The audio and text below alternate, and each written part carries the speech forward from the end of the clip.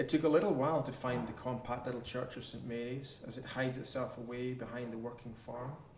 It almost feels wrong to be walking through a private farmyard to get to the wooden gate. However, once the church entrance is reached, with its green fields beyond, the journey's conclusion begins to take shape. St Mary's Church stands in the same churchyard as St Aldwald, the church of the nearby village of Alvingham, and is somewhat dominated by the larger tower of its neighbour. There's a strange quality to the closeness of the buildings, almost like passing ships. As you look from one to the other, it feels like you're privileged to witness a unique moment frozen in time. Externally, St Mary's is a very unassuming little church, with mostly 19th century characteristics and plain, clear quarry glass leaded windows throughout. On entering the church, one is struck by the array of improving texts, sign written on either metal strips or wooden boards, attached to the white walls, reading such things as, "Put on the whole armour of God, glory to God in the highest, and do this in remembrance of me."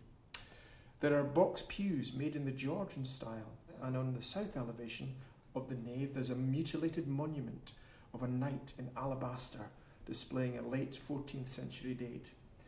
Unfortunately, only the torso remains from the neck to the thighs, with the legs and arms missing. The ceiling to the chancel area is surprisingly low and flat, lending a rather claustrophobic air to proceedings, in sharp contrast to the expanse of green fields which just lay beyond the thin green glass.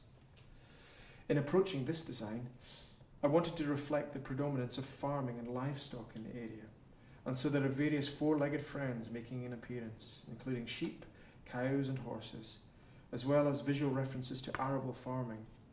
In addition, I began to experiment with using satellite images of the patchwork fields which surround this church. The design is developed into response to the prevailing landscape, with a mosaic created by the natural division of fields.